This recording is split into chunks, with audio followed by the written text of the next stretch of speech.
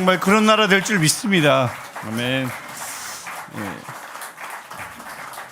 우리 6월 호국 보훈의 달에 맞게 하나님께 맞는 찬양으로 오늘 하나님께 영광을 돌렸습니다. 참 감사하고요. 우리 말씀 오늘 나눌 텐데 우리 오늘 함께 읽을 말씀은 이사야서 35장 1절부터 10절까지의 말씀입니다.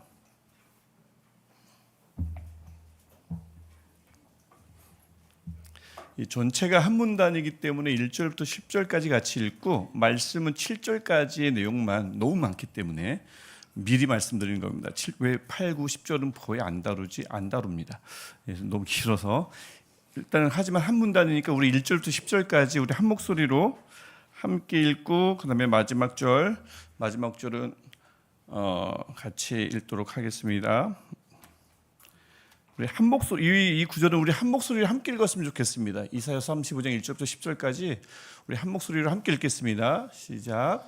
광야와 메마른 땅이 기뻐하며 사막이 백합화같이 피어 즐거워하며 무성하게 피어 기쁜 노래로 즐거워하며 레바논의 영광과 갈멜과 사론의 아름다움을 얻을 것이라. 그것들이 여호와의 영광 곧 우리 하나님의 아름다움을 보리로다. 너희는 약한 손을 강하게 하며 떨리는 무릎을 굳게 하며 겁내는 자들에게 이르기를 굳세어라 두려워하지 말라. 보라 너희 하나님이 오사 보복하시며 갚아주실 것이라. 하나님이 오사 너희를 구하시리라 하라. 그때 맹인의 눈이 밝을 것이며 못 듣는 사람의 귀가 열릴 것이며 그때 저는 자는 사슴같이 뛸 것이며 말 못하는 자의 혀는 노래하리니 이는 광야에서 물이 솟겠고 사막에서 시내가 흐를 것임이라. 뜨거운 사막이 변하여 못이 될 것이며 메마른 땅이 변하여 원천이 될 것이며 승량에 눕던 곳에 풀과 갈대가 보들이 날 것이며 거기에 대로가 있어 그 길을 거룩한 길이라 일컫는 바 되리니 깨끗하지 못한 자는 지나가지 못하겠고 오직 구속함을 입은 자들을 위하여 있게 될 것이라. 우매한 행위는 그 길로 다니지 못할 것이며 거기에는 사자가 없고 사나운 짐승이 그리로 올라가지 아니하므로 그것을 만나지 못하겠고 오직 구속함을 받은 자만 그리로 행할 것이며 여호와의 속량함을 받은 자들이 돌아오되 노래하며 시온에 이르러 그들의 머리 위에 영영한 희락을 띠고 기쁨과 즐거움을 얻으리니 슬픔과 탄식이 사라지리로다. 아멘. 너무나 강력한 말씀이라 한 목소리로 읽는 게 좋겠다 싶어서 얼른 바꿨습니다. 오늘 이 본문의 복이 말씀을 나누기도 전에 여기 계신 모든 분들에게 충만하기를 축복합니다.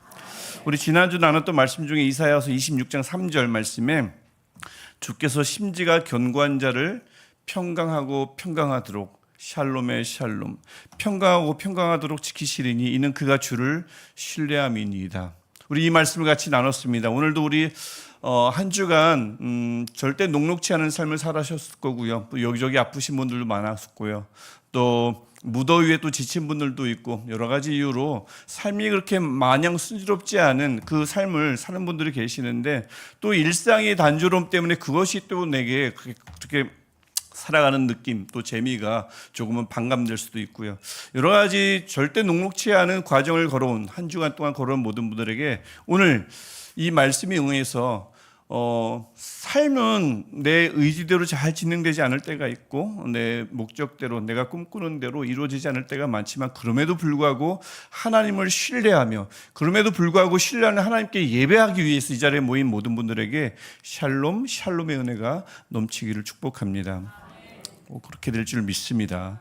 오늘 우리가 함께 볼 이 말씀, 읽은 말씀은 이사야서 35장 1절부터 10절 말씀이요. 이것은 이사야가 1장 1절에서 기록했던 것처럼 이사야 선지자가 유다와 예루살렘에 관하여 들었던 본 계시를 적은 하나님의 말씀입니다. 왜 하나님께서 이사야에게 이런 말씀을 유다와 예루살렘에게 전하라고 주셨을까요? 하나님께서 말씀을 주실 때는 주로 어떤 경우냐면 특별히 계시를 주실 때는 주로 어떤 경우냐면 하나님이 나타나지 않으면 안 될 때, 하나님이 말씀하시지 않으면 안 될 때입니다. 그만큼 나라에 문제가 있고 각 개개인에게 문제가 있을 때 하나님이 주로 많은 말씀을 하시죠.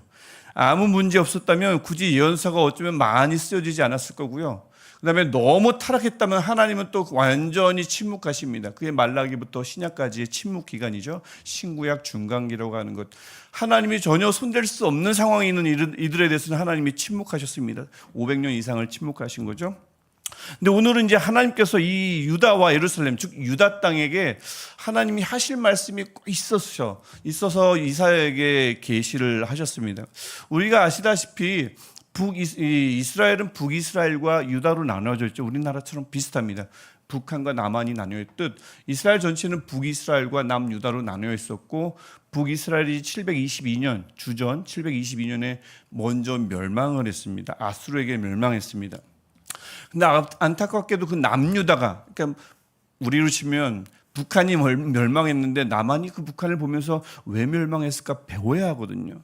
근데 이 남유다가 그 북이스라엘의 멸망의 길을 똑같이 걷고 있습니다. 위에서 망했으면, 동족인데 망했어요. 그럼 왜 망했을까? 그 이유를 찾고 우린 그러지 말아야겠다, 이렇게 다짐을 하고 깨닫고 해야 하는데 똑같은 멸망의 길을 밟고 있었던 것입니다. 하나님이 침묵할 수 없었고, 그래서 이사야에게 얼른 이사를 깨워서 그에게 하나님의 말씀을 계시한 겁니다. 무슨 잘못을 남유다가 저질렀길래요? 북이스라엘이 범했던 잘못을 그대로 저질렀습니다. 보이지 않는 하나님보다 보이는 것을 의지했습니다. 어떤 것들일까요? 늘 강해 보이는 것들, 늘 곁에 보이는 것들을 더 든든하게 여기고 그곳에 절하기도 하고 마음에 담기도 하고 그랬습니다. 점점 그곳에 빠져들기 시작했어요. 유다의 수도 예루살렘 늘 건재할 것만 같아요. 이 수도만 건재하면 우리 나라는 저절로 굴러갈 것이다. 수도의 안녕에 총력을 기울입니다. 그래서 그때 예루살렘에 많은 사람들이 그곳으로 막 몰려듭니다. 요즘 뭔가 비슷하죠. 수도에 과밀집 현상이 일어나서 문제잖아요. 당시도 그랬습니다. 그리고 무엇보다 예루살렘도 중요하지만 예루살렘 성전이 또 중요했죠. 이 성전만 잘 지켜지면, 또 그곳에 예배하는 이들만 북적북적 되면, 명절 때마다 예루살렘 성전을 찾는 이들이 많기만 하면, 또 제사장이 저기서 대신 예배 드려줄 테니까 그들이 예배만 잘 드려주기만 하면 설마 하나님이 지켜주실 텐데 무슨 일이 있겠냐 싶었습니다. 성전만 무너지지 않으면. 또 만일 나라에 문제가 생겨요? 그러면 주변에 도움을 요청할 만한 믿는 구석 하나만 있으면 되죠.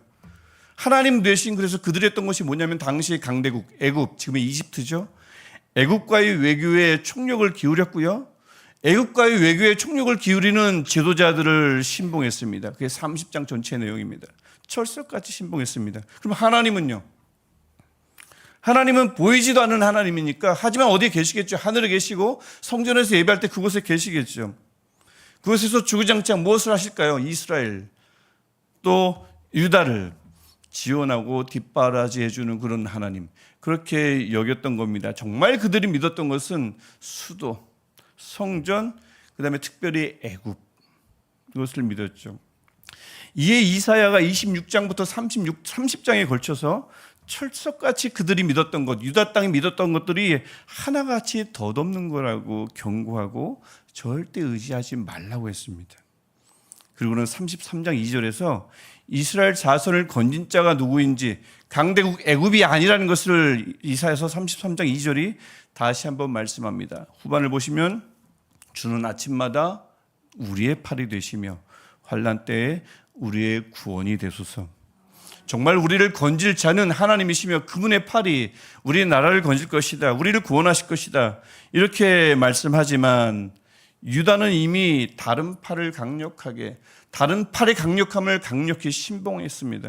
그러니 이런 말씀이 유다 전체에 귀에 들어올 리가 없었습니다. 사람이 눈에 보이는 것을 경험하고 그것을 반복적으로 경험하고 또 유익이 되는 경험을 반복해서 경험하게 되면 그것만 보이기 마련이고요. 그 경험을 자꾸 의지하며 걸어가기 마련입니다. 제가 여기서 한 번도 나누지 않은 것 같은데, 저는 옛날에 대학생 때 아르바이트를 한 적이 있습니다. 보도블록을 까는 아르바이트를 했었어요. 한 달 정도 했었습니다. 지금의 테헤란노 가서 했던 기억인 테헤란노였거든요. 지금 다 바뀌었지만 테헤란노에서 제가 보도블록을 한 달 동안 깐 적이 있는데, 처음엔 열심히 나르는 것만 시키다가 제가 좀 열심히 날랐더니 한번 이렇게 바닥에 얹어보라고 해요. 그래서 모래를 잘 깔고 평평하게 깔고 하나씩 얹는 거를 해봤습니다. 그걸 하고 나니까 재밌는 거예요. 이게 체질에 맞는 겁니다. 그래서 이게 내 체질에 맞을 줄이야. 그래서 또 잘하니까 막 열심히 시키는 거에서 테헤란로의 상당 부분을 제가 열심히 또 깔았어요. 처음엔 나르기만 하다가. 근데 그거를 한 달 동안 하고 나니까 길거리를 갈 때마다 뭐만 보이겠어요? 보도블록만 보여요. 이거 평지가 안 맞다. 이거 비가 오면 이거 보도블록 들뜬다. 가라앉는다. 물 고인다. 그것만 보이는 거예요. 뭐 그것만 그렇습니까? 이런 경험만 그렇습니까?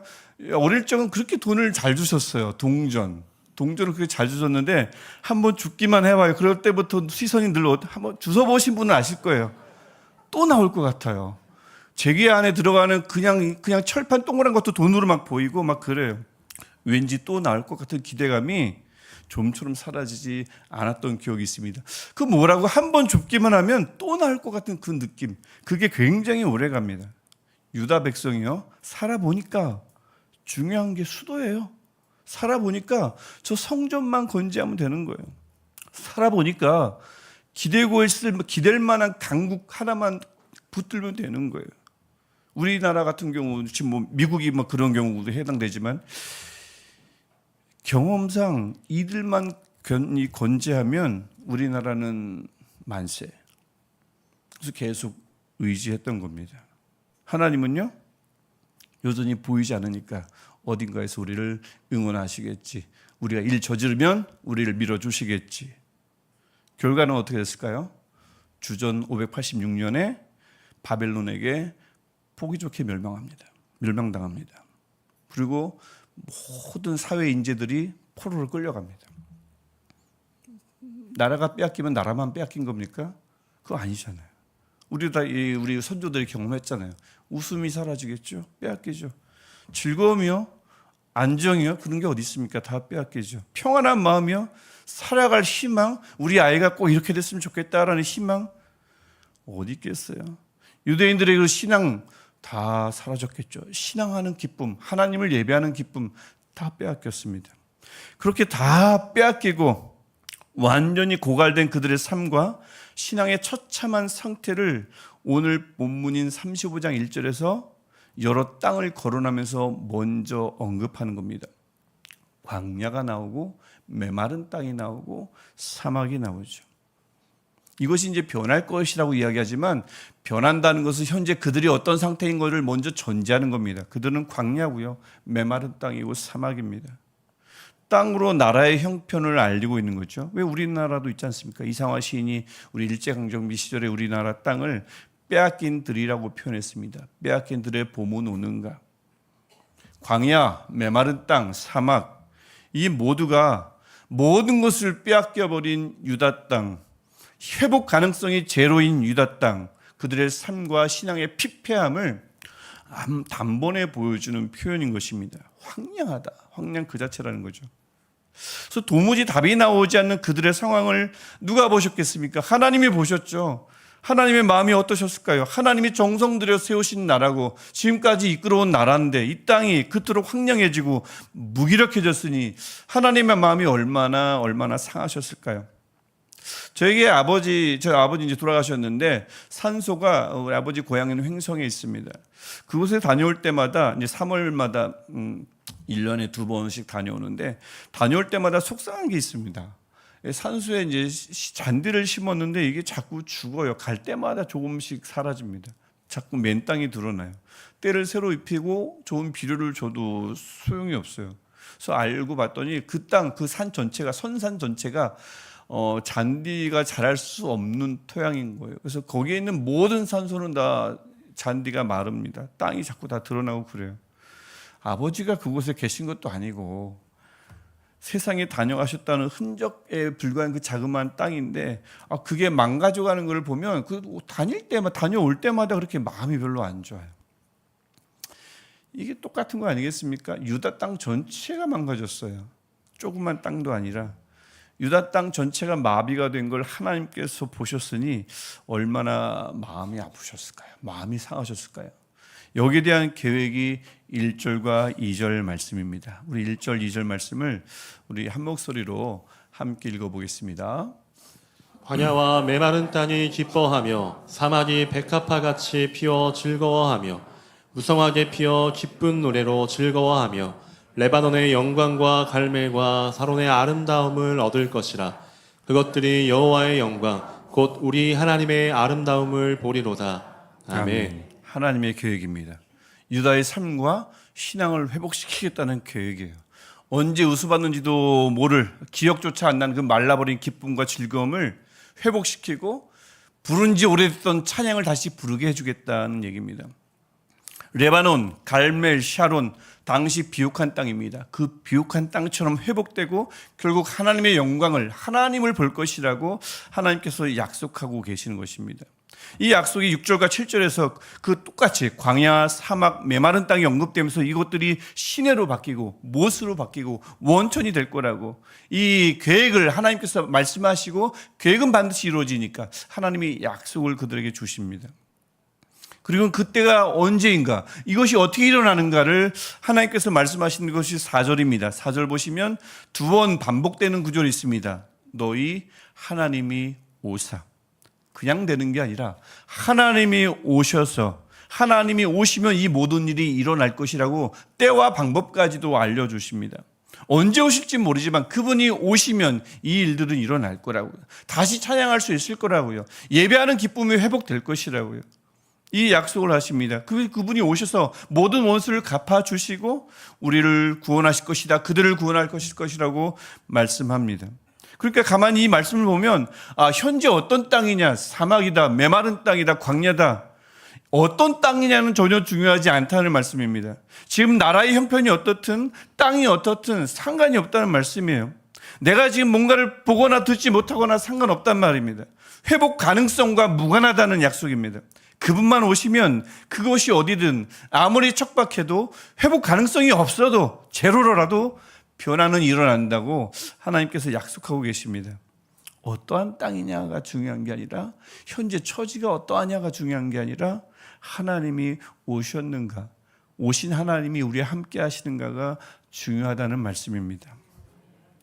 그런데 여러분, 그래서 이 강력한 회복과 구원의 이 약속의 말씀이 과연 나중에 유다에게 실제로 이루어졌을까요? 엄청난 약속인데, 땅이 어떻든 상관없다고 말씀하셨던 하나님의 약속인데 놀랍게도 아니요입니다.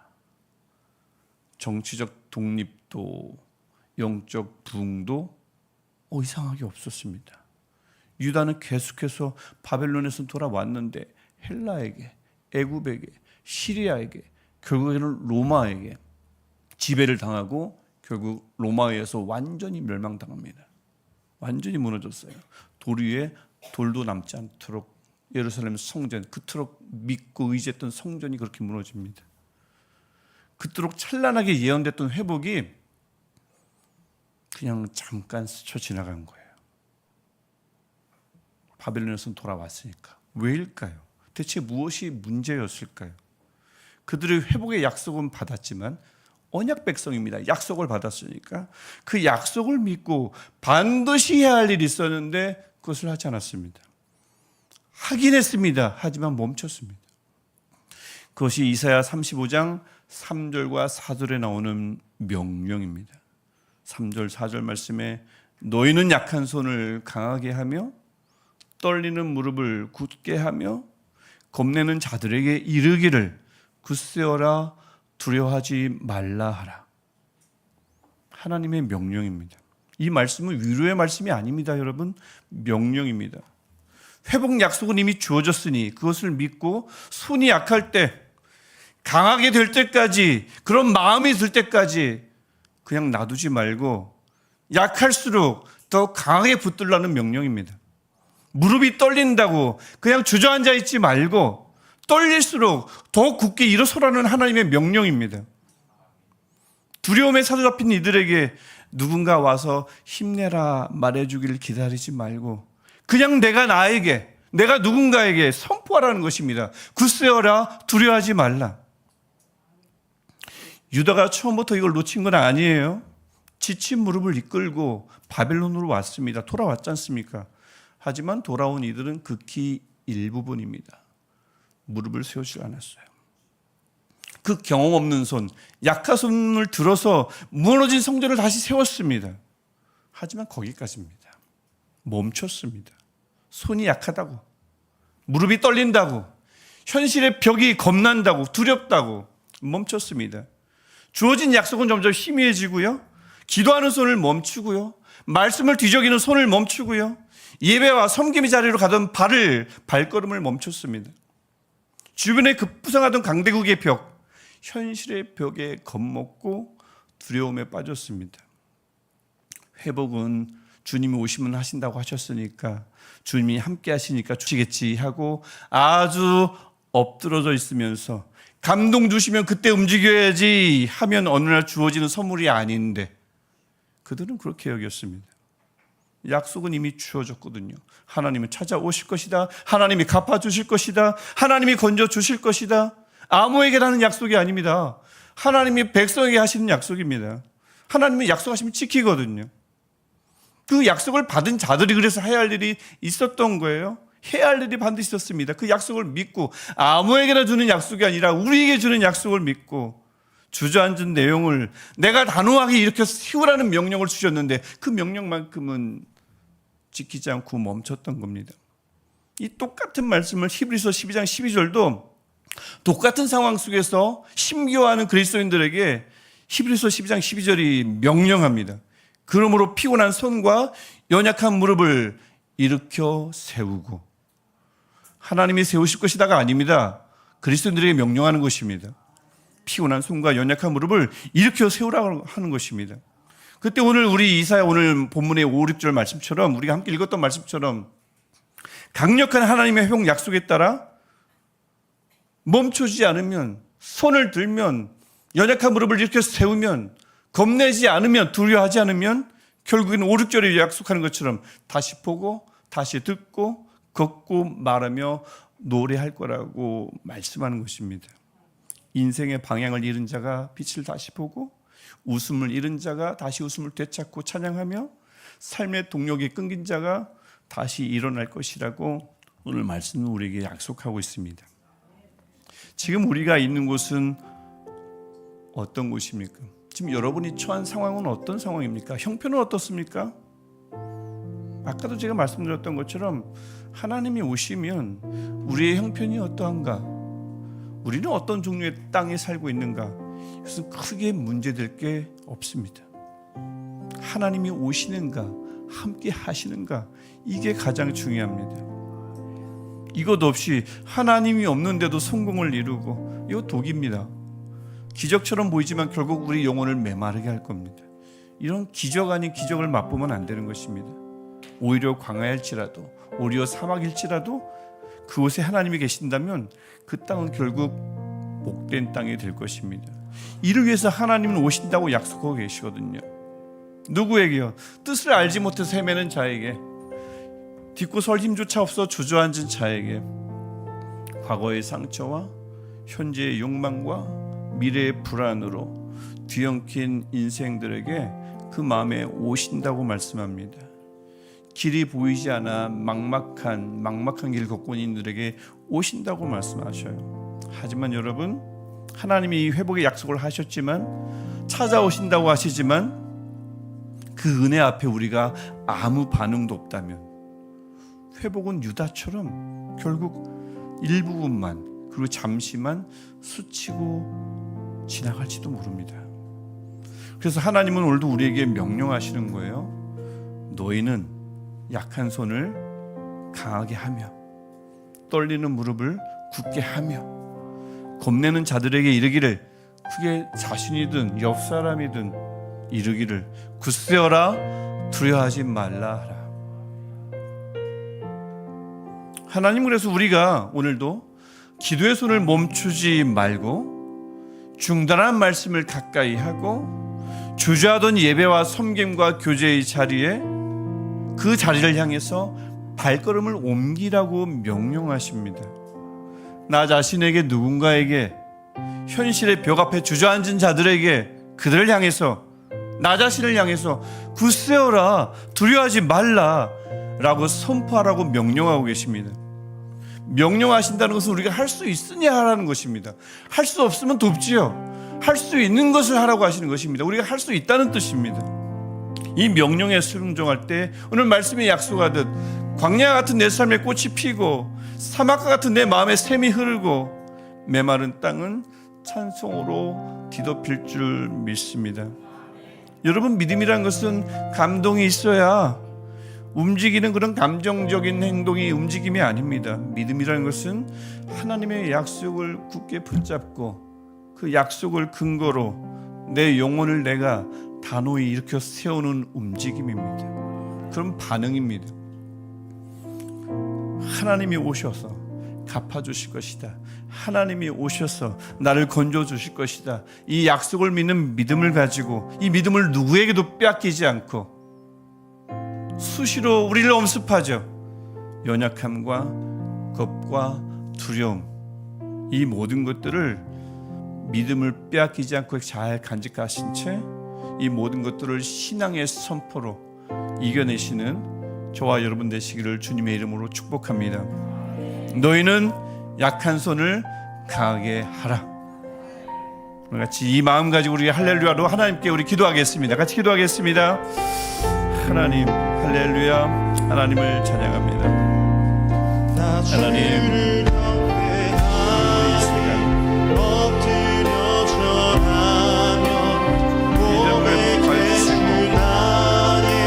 우리 마음에 하나님의 말씀이 심어지게 하소서. 오늘도 우리에게 명령하신 아버지 말씀이 들리게 하소서. 너희 약한 손을 강하게 하라 하시고 떨리는 무릎을 굳게 세우라 하시며 겁내지 말고 두려워 말라 선포하라 하신 하나님의 말씀이 하나님 우리 삶 속에서 우리 역사 속에서 이루어지게 하여 주옵소서. 하나님 기다리지 않게 하시고 충분히 우리 할 수 있는 일들을 맡기거나 미루거나 하지 않게 하시고 하나님 우리의 기도소를 들리게 하시고 하나님을 바라보는 우리의 예배의 마음이 다시 한번 일으켜서 주셔서 우리 약속을 믿고 우리 아버지 앞에 나가는 일들이 일어나게 하여 주옵소서. 하나님 누가 도와주면 누가 나를 감동시키면 내 마음이 동하면 내가 일어나야지 하는 이 마음이 아니라 하나님의 명령을 따라 믿음을 굳게 잡고 내가 일어서고 내가 내 강한 손을 들고 하나님을 향하며 기도의 손을 들고 예배전에 옮긴 내 발걸음을 내가 주저하지 않는 우리들이 되게 하여 주옵소서. 하나님, 기도하는 손을 들기를 원합니다. 예배하는 손을 들기를 원합니다. 우리의 연약한 무릎을 움직여서 하나님을 향해 나가는 일을 우리가 부끄러워하지 않으며 주저하지 않기를 원합니다. 하나님 말씀이 우리에게 있을 때 자꾸 나를 엄습하는 법에게 내치지 않게 하시고 내 앞에 찾아오는 무언가 두려움에 내가 패배하지 않도록 주님, 과거의 상처와 현재의 욕망과 미래의 불안 때문에 힘들어하는 우리들의 마음이 하나님 우리 그런 마음이 아니라 하나님이 우리에게 약속하셨음을 이 약속을 또 우리가 나가는 때 주님 이것들을 물리치게 하시고 패배하게 하셔서 우리가 패배하는 것이 아니라 이것들을 패배하게 하시고 우리는 승리자로 오늘을 설 수 있도록 주님 도와주옵소서. 하나님의 말씀을 우리가 주어졌으니 하나님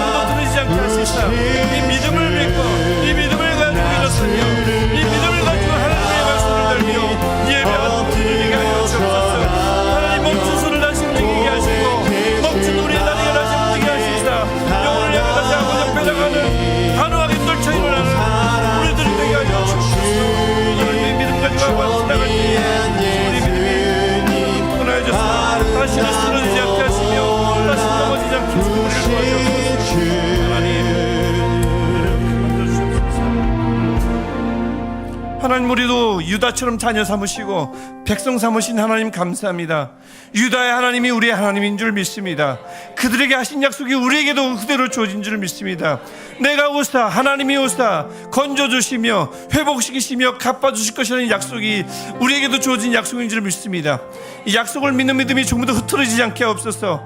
이 약속을 믿고 우리의 약한 손을 강하게 하게 하시고 떨리는 무릎을 굳게 세울 수 있도록 주님 우리를 허락하여 주옵소서. 하나님이 어떻게 하시겠지, 기다리면 어떻게 되겠지가 아니라, 마음의 감동을 주시겠지가 아니라, 이미 우리에게 주어진 약속을 믿고 일어나게 하시고 멈춘 기도의 손을 들게 하시고 멈춘 예배의 발걸음을 움직이게 하시사 하나님을 향하여 걸어가는, 믿음으로 걸어가는 우리 모두 되게 하여 주옵소서. 그럴 때 오늘 이사야 35장이 약속했던 것처럼 광야 같은 우리의 마음이, 사막과 같은 우리의 영혼이, 메마른 땅과 같은 우리의 삶이 회복되는 역사를 우리가 반드시 보게 하여 주옵소서. 예수님의 이름으로 기도합니다. 아멘.